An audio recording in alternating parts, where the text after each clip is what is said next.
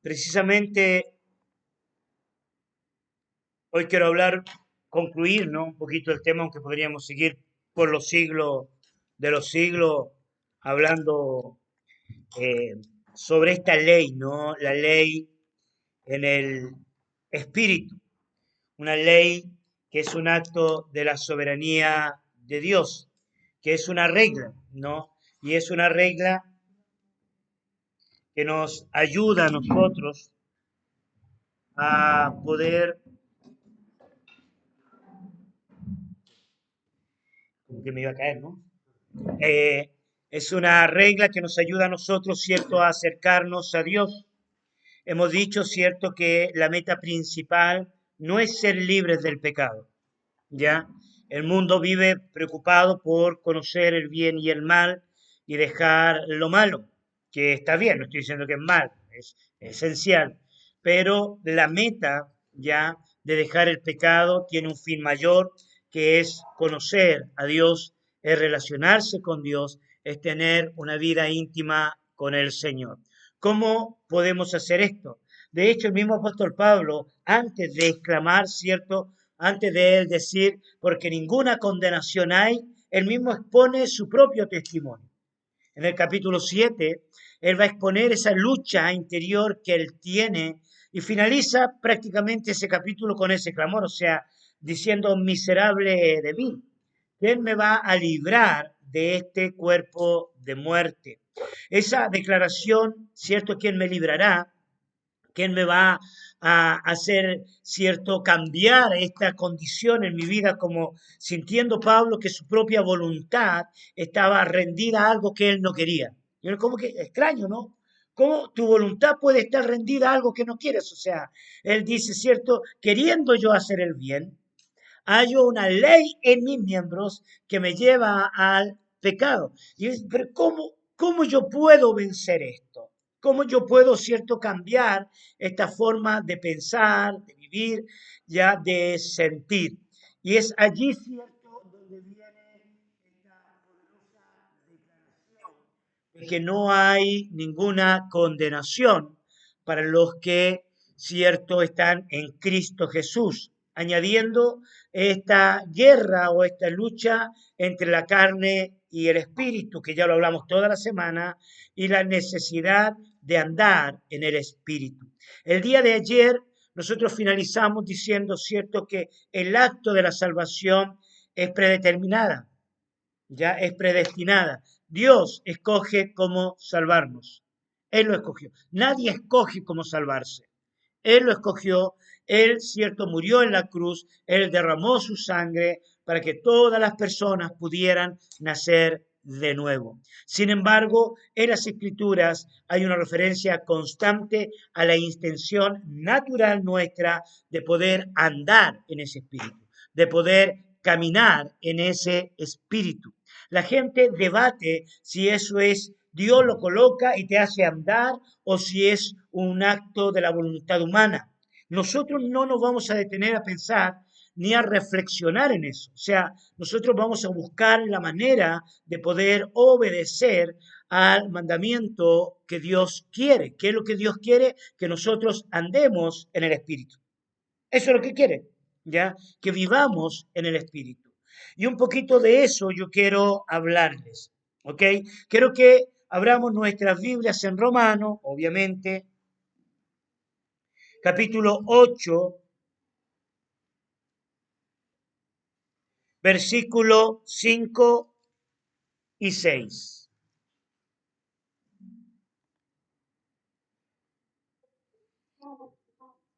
Romanos, capítulo 8, versículo 5 y 6. Si alguien lo puede leer.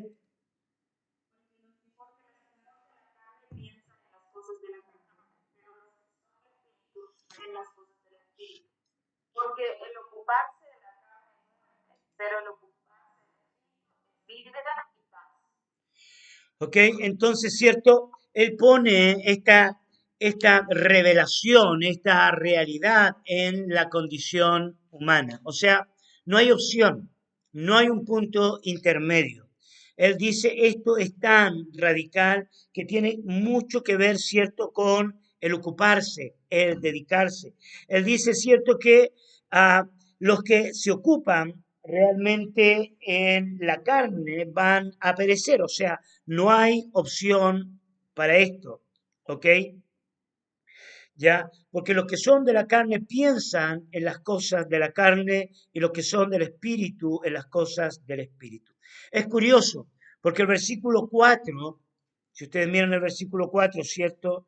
Dice que no andamos conforme a la carne, sino conforme al espíritu. Este andar tiene que ver con una dinámica, con algo que nos pone en movimiento. Y la palabra ocuparse,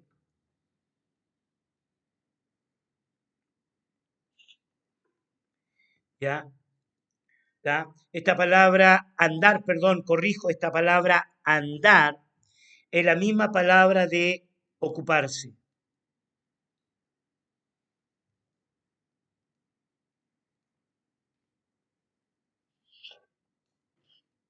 La palabra andar viene del griego fronema.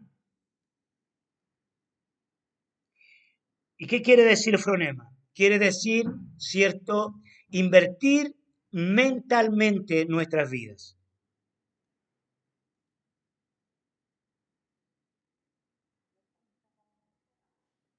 ¿Ya? Denota, cierto, el contenido o el proceso mental.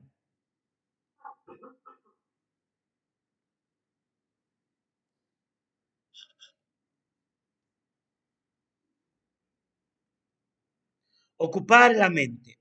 Entonces, es interesante que cuando nosotros hablamos de vivir en el espíritu, tiene que ver también, ¿cierto?, con un mover que tiene que ocurrir en el mundo de las ideas. Porque la gente lo separa.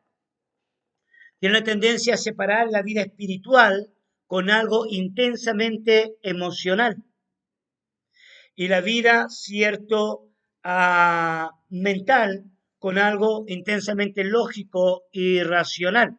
Y durante mucho tiempo hay un debate en cómo vivir y andar en el espíritu.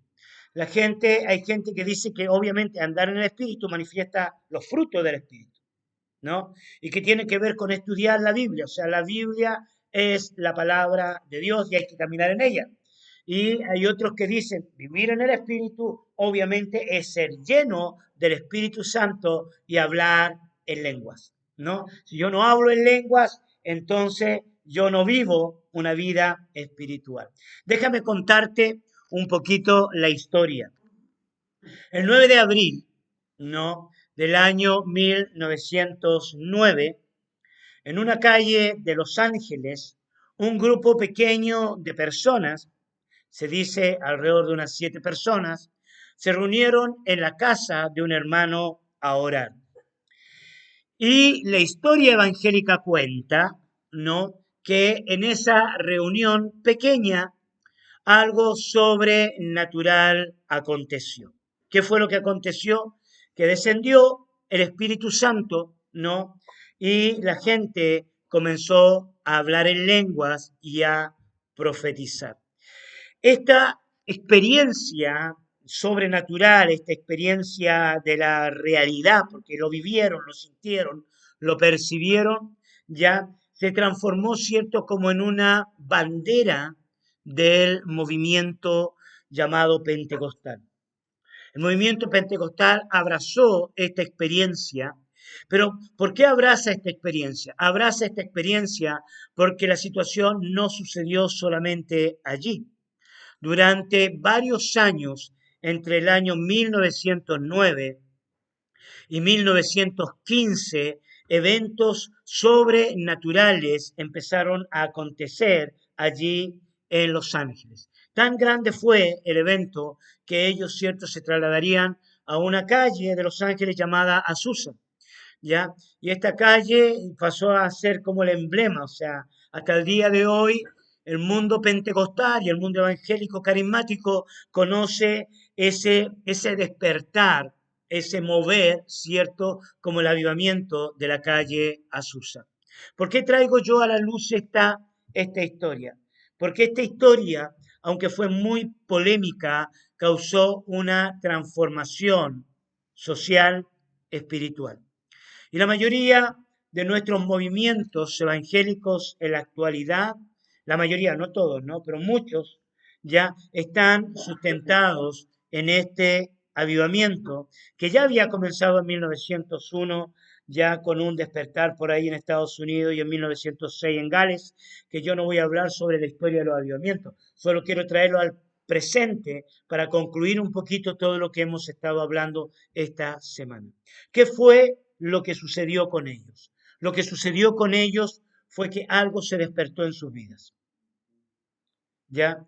Y muchas de estas personas que iban ya eran tocadas, ¿cierto? Por un evento sobrenatural, llegaron a la conclusión de que eso era el Espíritu Santo llenando sus vidas. Obviamente hubieron muchos detractores, ¿no? Se escribió un libro, por ejemplo, que decía, ¿cierto?, las lenguas satánicas, dando a entender que lo que sucedía en aquel lugar era algo totalmente diabólico. Sin embargo, el movimiento creció, se extendió por todo, por todo el mundo.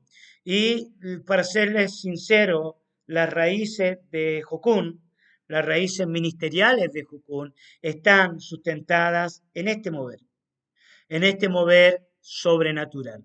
Yo no tengo el objetivo de validar todas las experiencias que te vivieron, ¿me entienden? No tengo el objetivo de validar de que, ok, porque ellos después empezaron a enseñar que para ser bautizado en el Espíritu Santo había que hablar en lenguas. Y el que no habla en lengua no es bautizado en el Espíritu Santo. Entonces, hubo todo un revuelo ahí tremendo. Pero el movimiento creció por la experiencia que tuvieron. ¿Ya? La alianza lo tomó a su manera, de hecho, unas cuantas personas de la alianza salen con otro grupito y forman lo que se llamaría las asambleas de Dios, ¿no? Que es uno de los ministerios más grandes de la actualidad en el mundo. Y hasta el día de hoy, uno de los fundamentos, ¿cierto?, de varios ministerios es precisamente la presencia o la experiencia de lo sobrenatural, espiritual, más allá de esta humanidad nuestra. Pero eso no viene de ellos solamente.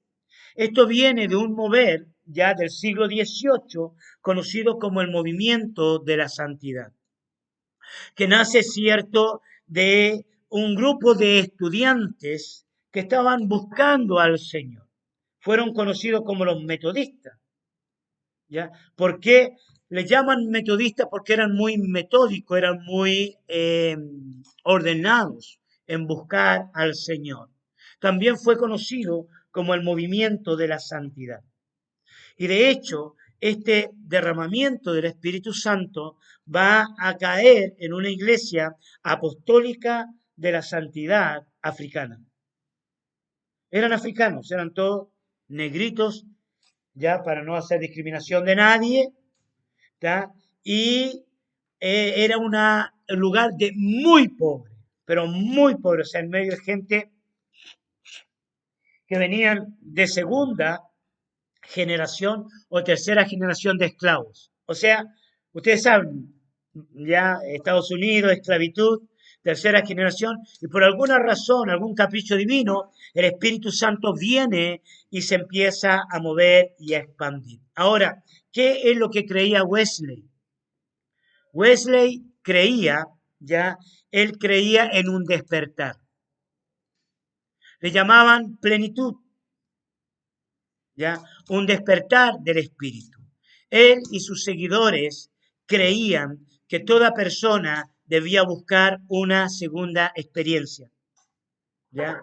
Estaba la experiencia, cierto, de la conversión, del nuevo nacimiento, y había una experiencia de santificación. Totalmente distinta a la pentecostal, ¿eh? No, no confundan.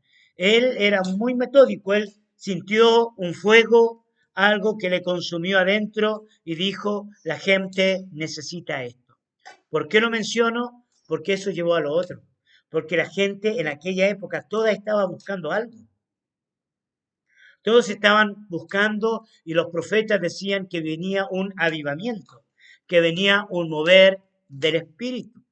Ahora, bíblicamente hablando, y yo he enseñado esto antes, bíblicamente hablando, personalmente creo que toda persona como Wesley, ya o como Seymour, aún discrepando de alguna de sus enseñanzas, ¿tá? Creo que para poder, cierto, andar en el espíritu, para poder caminar en el espíritu, la persona necesita tener una conciencia de esta realidad, una evidencia tan profunda, pero tan profunda, cierto, que pueda llevarle a una convicción intelectual, a una convicción de su voluntad, para poder poner la mirada en Jesús.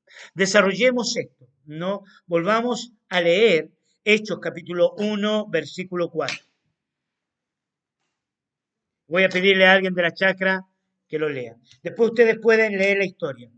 Ya es interesante.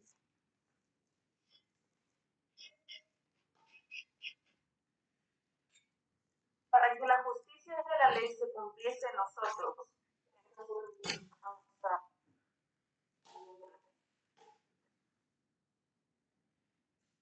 Estando juntos de mayor que no se puede de Jerusalén, sino que esperase la promesa del Padre, la cual dijo, oíste de mí.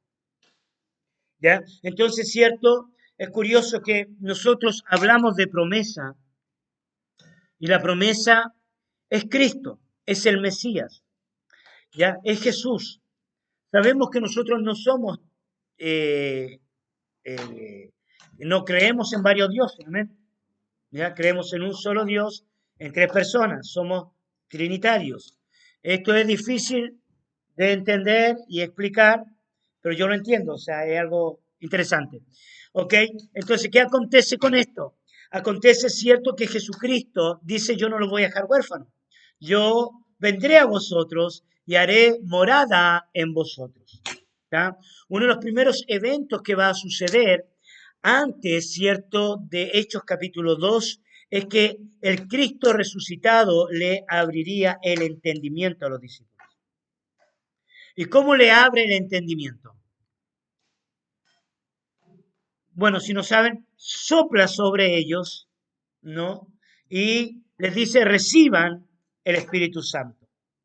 ¿Tá? Cuando Él les abre el entendimiento, es un evento sobrenatural, no es natural. O sea, hay dos tipos de discípulos, antes de ese evento y después de ese evento. Es la lógica, ¿no? Del texto bíblico. ¿Cuál es la lógica? Es que la lógica antes de ese soplo o antes de esa apertura del entendimiento, ellos estaban sin entendimiento.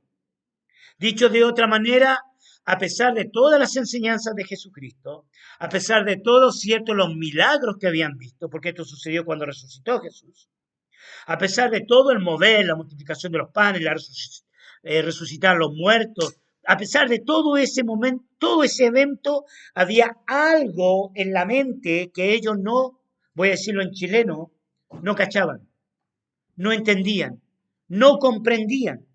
¿Ya? Esa es la perspectiva del texto bíblico. De hecho, en Marcos capítulo 8, ya les va a decir eso, o capítulo 9, creo que 8 no dice, todavía ustedes están sin entendimiento, todavía no entienden lo de los panes y los peces, ¿ya? Dando a entender que algún evento a nivel mental tenía que suceder en ellos, ¿ya? Entonces, al venir ese entendimiento, ellos, cierto, entran en otro nivel de relación con Dios. Nosotros no podemos relacionarnos con alguien que no entendemos. No podemos relacionarnos con alguien que mentalmente no lo comprendemos y no lo aceptamos. Ahora, piensen en esto. ¿Ya? Aceptar las enseñanzas de Cristo no es fácil, porque superan toda lógica, toda naturaleza humana. Ver resucitar a los muertos, sanar a los enfermos, multiplicar el pan, no son eventos racionales humanamente hablando. Y ahí nosotros, cierto, podemos inducir que el hombre cuando cae en el huerto del Edén, la separación con Dios también fue una separación intelectual, mental. Algo en el mundo interior se separó. Pero al venir Cristo, sopla, les abre el entendimiento, les dice reciban el Espíritu, pero también les dice quédense aquí para que reciban la promesa. Ahora ya no habla de la promesa como Jesucristo propiamente tal, aunque tú y yo sabemos que Él es mismo, ¿ya? Pero les habla de qué? De algo espiritual, de algo sobrenatural. Ahora veamos Hechos capítulo 1, versículo 8.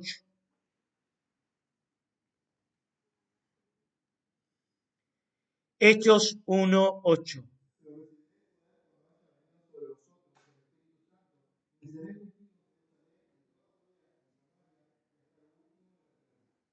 Es muy curioso este evento, ¿ya? Porque ya Jesucristo les había dicho reciban el Espíritu Santo. Ya les había dicho, creo que en Juan, ustedes lo buscan después, les había dicho, cierto, reciban. O sea, ellos ya tienen el Espíritu. Pero ¿por qué dice van a recibir poder cuando vengan? Si ya lo tienen. La lógica, nuevamente la lógica humana, nos presenta ese conflicto. ¿Cómo superamos ese conflicto? Ese conflicto lo superamos con fe. Con fe. De creer, ¿cierto?, que si los discípulos ya tenían el Espíritu, necesitaban esperar algo mayor. Necesitaban esperar algo, cierto, que fuera mayor, que diera testimonio. Algo que superara su nivel intelectual. Algo que superara su nivel emocional. Algo cierto que fuera más fuerte que la voluntad humana. ¿Y qué fue lo que acontece? Hechos capítulo 2, versículo 2 al 4. Bueno, del 1 al 4. Si alguien lo puede leer.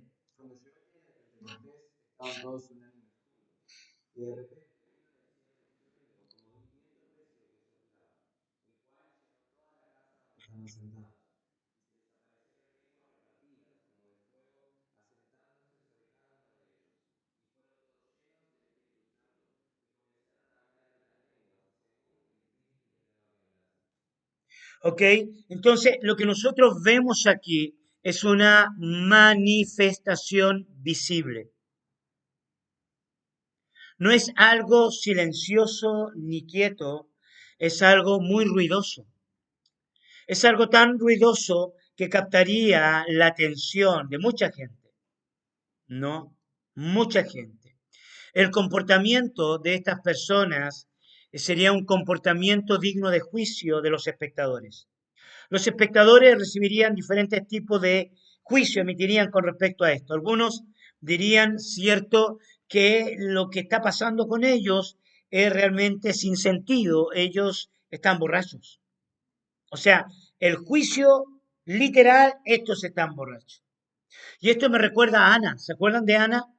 Cuando ella no podía tener bebé y ella está llorando, ella está clamando por un bebé. ¿Y qué dice el sumo sacerdote? Digiere tu vino. O sea, los chicos están estudiando Samuel allá. Digiere tu vino. O sea, la comprensión, el entendimiento de los espectadores, cierto, puede tener dos variables. Una de ellas, cierto, es aceptar que realmente esto es Dios. Y la otra variable es, estos están locos. Estos realmente están fuera de sí.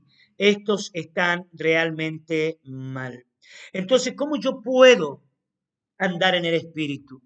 ¿Cómo yo puedo asumir esta ley del Espíritu.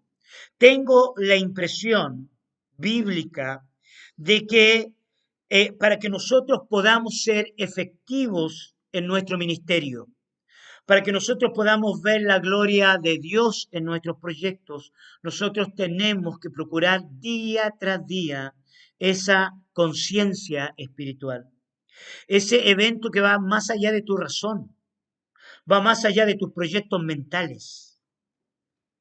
Tiene que ver con algo sobrenatural. No me malentienda. Yo nuevamente no estoy validando, por ejemplo, que tiene que haber un evento como en la calle Azusa.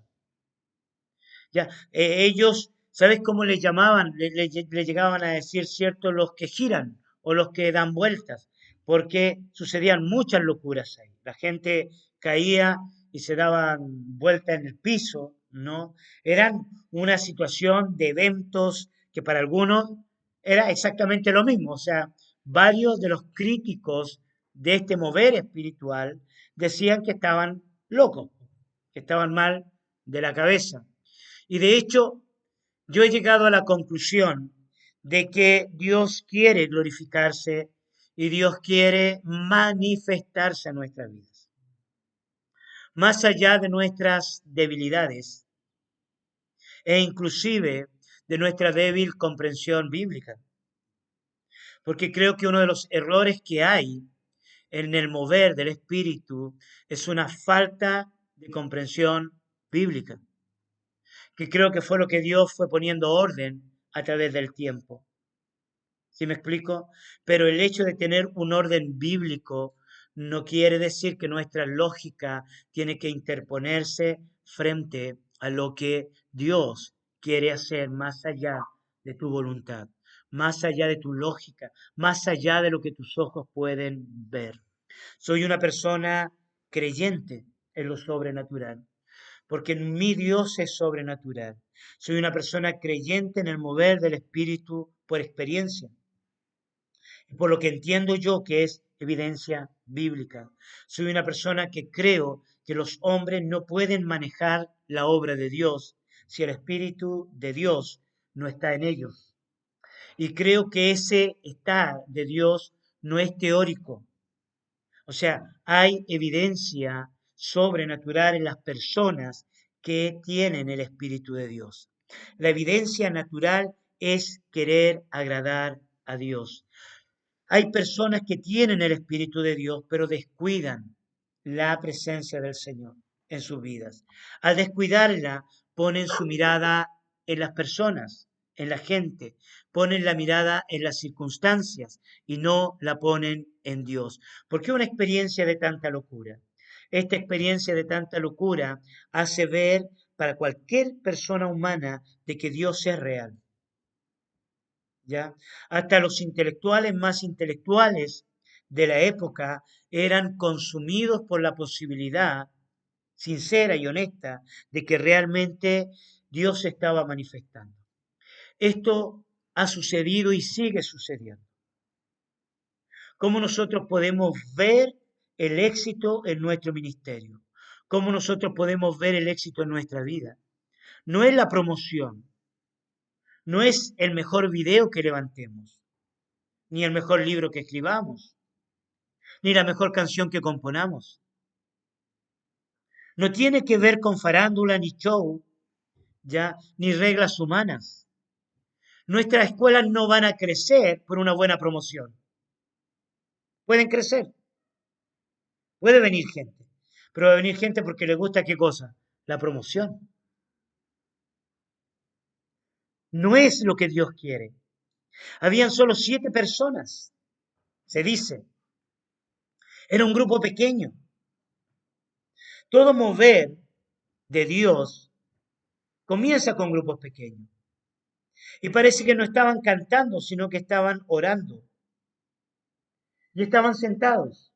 Estoy hablando ahora de Hechos, ¿no? Capítulo 2. Estaban sentados. Había tanta fe en esto, tanta fe, que cuando Pedro y Juan están presos, que es una evidencia latente, real de persecución, ellos salen, vuelven a orar y piden cierto gracia para hablar con denuedo en Hechos capítulo 4. Y el Espíritu de Dios vuelve a manifestarse con un evento sobrenatural. ¿Ya? Un evento, empezaron a hablar con denuedo. En Hechos capítulo 2 hablan en lenguas, en otros idiomas. En Hechos capítulo 4 hablan con denuedo. Y en Hechos capítulo 19, el énfasis paulino para la iglesia en Éfeso era, ¿recibiste el Espíritu Santo cuando creíste? Y un grupo de personas le dice, no, nosotros solamente hemos oído hablar, cierto, a través de Juan el Bautista. ¿Y qué hace? Enfáticamente, Pablo ora por ellos para que reciban qué cosa? El Espíritu Santo. Ahora, con esto termino. Se me fue la hora. ¿Ya? ¿Qué sucede con esto? Las sectas, los movimientos evangélicos, ¿ya? Y muchos movimientos oran para que la gente reciba el Espíritu Santo. Oran. Yo estaba en un movimiento, me bautizaron y después oraron por mí. Y me dijeron, recibe el Espíritu Santo en el nombre del Padre y del Hijo y del Espíritu Santo. Pero era una secta. Me explico, o sea, es loco, pero la gente habla. Yo recuerdo que en la época de los 90 la Iglesia Católica tuvo un fuerte mover carismático, 80 y 90, ¿no? Y el Papa Juan Pablo establece el año del Espíritu Santo, porque ellos creen en lo sobrenatural. ¿Sabían ustedes eso? Tienen exorcistas y tienen un montón de vírgenes que, que hacen milagros, ¿no? Y canonizan a cualquier persona por ahí, no voy a hablar mal de la iglesia, pero ya tienen sus santos milagrosos, ¿ya? Entonces, hay un hilo tan fino con esto, ¿ya? Que por eso yo creo que uno busca el mover, ¿cierto? Busca la evidencia, busca el mover cada día de tu vida, pero a la vez también tú estás alineado de lo que hemos hablado toda esta semana, que la razón principal de esto es la vida íntima con Dios. ¿Qué me demuestra a mí ya la evidencia espiritual, personal, de que yo estoy caminando con Dios? De que yo estoy haciendo la voluntad de Dios, de que yo estoy en el lugar que Dios quiere que esté haciendo lo que Dios quiere que haga. Y esto no es por voluntad de hombres. Esto no es por actividad humana, esto es por voluntad divina. Es allí donde se termina la murmuración, es allí donde se termina la depresión, es allí donde se termina la soledad, es allí donde se termina el qué voy a hacer en el futuro, es allí donde se termina qué va a pasar con el ministerio. Porque mi dirección está en mi intimidad con lo sobrenatural de Dios.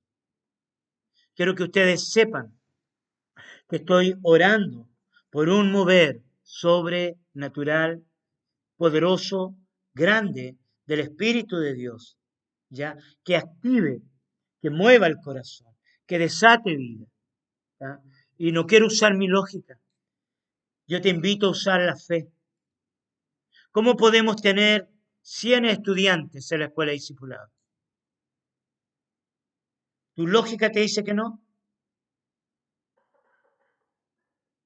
Porque no tenemos dónde meterlos, porque la base está mal, porque no se preocupan de ti. Eso dice tu lógica. Ahora asegúrate que es Dios quien te lo está diciendo. Porque si no es Dios, es el diablo. Eso es a lo que nos ayuda el Espíritu Santo. Y nos encamina a tener 100 estudiantes, a tener 1000 estudiantes, porque no es por voluntad humana, sino divina. Y la evidencia es que Dios respalda tu autoridad. Dios te levanta en autoridad. Amén. ¿Siguen aquí? quiero animarte, quiero invitarte a entrar en esta dimensión. No tengas miedo, no tengas miedo de oír la voz de Dios, de obedecer a Dios. Si te equivocas, lo corriges, punto. Pero Dios conoce tu corazón. La idea es que no se produzca orgullo. Entra en esto, ve la gloria de Dios y vas a ver gente acercándote, gente buscándote. No somos nosotros, es el Espíritu de Dios. No somos nosotros, es la gracia de Dios. Cuando una persona está centrada en sí mismo, quiere ver algo en ellos mismos. Suena raro. Es Dios, es Jesús, es Él. Amén. Anímate, reprende al diablo, reprende pensamientos que no vienen de Dios. Toma lo que Dios te ha dado. Lo que Dios te ha dado a ti no depende de otras personas, depende de ti y de Dios. Porque lo que Dios da, nadie te lo puede quitar. No depende de personas. Ten cuidado con el estado de ánimo de otros. Aviva el fuego del don de Dios que Él te ha entregado. Avívalo. Y como les dije ayer, todo mover, todo movimiento, ya es una actividad del Espíritu. Desde los reformadores, ¿cierto?, hasta los pentecostales, en mi parecer personal. Desde los que parecen más intelectuales hasta los que parecen más locos. El asunto lo tiene que arreglar Dios, yo no. Dios lo arregla. Dejemos que Dios arregle esa vaina con ellos. Yo disfruto de ambos. Yo allá tengo, ustedes ven mi librería, ¿no? Tengo reformadores holandeses, tengo moveres, ¿cierto? Y tengo libros pentecostales. Anímate, ve a Dios, busca la llenura del Espíritu Santo, busca la llenura, ¿ya? Si hablas en lengua, habla en lenguas, ¿ya? No dejes que tu lógica te robe esto. ¿Paramos por acá? ¿Sí? ¿Se dio para entender o no? Y si te gusta leer, estudiar, estudia, ¿ya? Según tu rama, tu área, hazlo. Que no veas como una rivalidad estas cosas. ¿Ya? Ha habido un fuerte mover en las diferentes, aún denominaciones tradicionales. Anímate. Esto depende de ti y de Dios. De ti y el Espíritu Santo. ¿Cuántos de ustedes tienen el Espíritu Santo? Bueno, denle lugar entonces, vamos allá. Padre, queremos darte tantas gracias, porque tú no eres teoría.